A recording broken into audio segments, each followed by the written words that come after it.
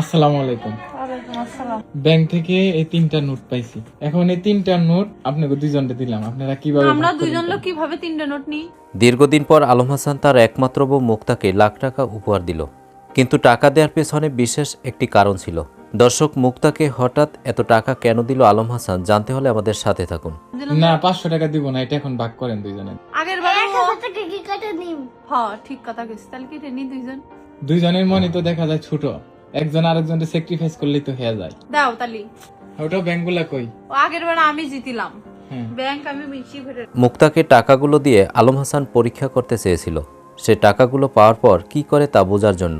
মুক্তার টাকার প্রতি অনেক চাহিদা আছে কিনা, মুক্তার টাকাগুলো ব্যাংকে রাখবে কিনা না খরচ করবে। কিন্তু দিন শেষে মুক্তা পাশ করে গেল আলম হাসানের কাছে। মুক্তা টাকাগুলো মাটির ব্যাংকে রেখে আলম হাসানকে জবাব দিল, তুমি টেনশন করো না, আমাদের কোনো বিপদ আপদ আসলে এই টাকাগুলো তখন তোমাকেই দিয়ে দেব, তখন তুমি নিজ হাতে এই টাকাগুলো খরচ করবে। পুরুষ মানুষ সবসময় ত্যাগ করে, বুঝছো? আল্লাহ, মিহালটা বেশি ভারী ভারী মনে হচ্ছে। না 1000 টাকার নোট। আচ্ছা, তোমাদের দুইজনের দুইটা ব্যাংক আছে, আমার কি কোনো ব্যাংক আছে? আমার তাই মানেই তো তোমার তা।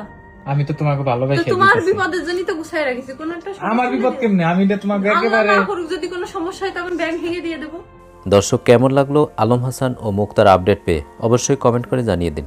আর ভিডিওটি যদি ভালো লাগে তাহলে আমাদের চ্যানেলটি সাবস্ক্রাইব করে আমাদের পাশে থাকুন। ধন্যবাদ।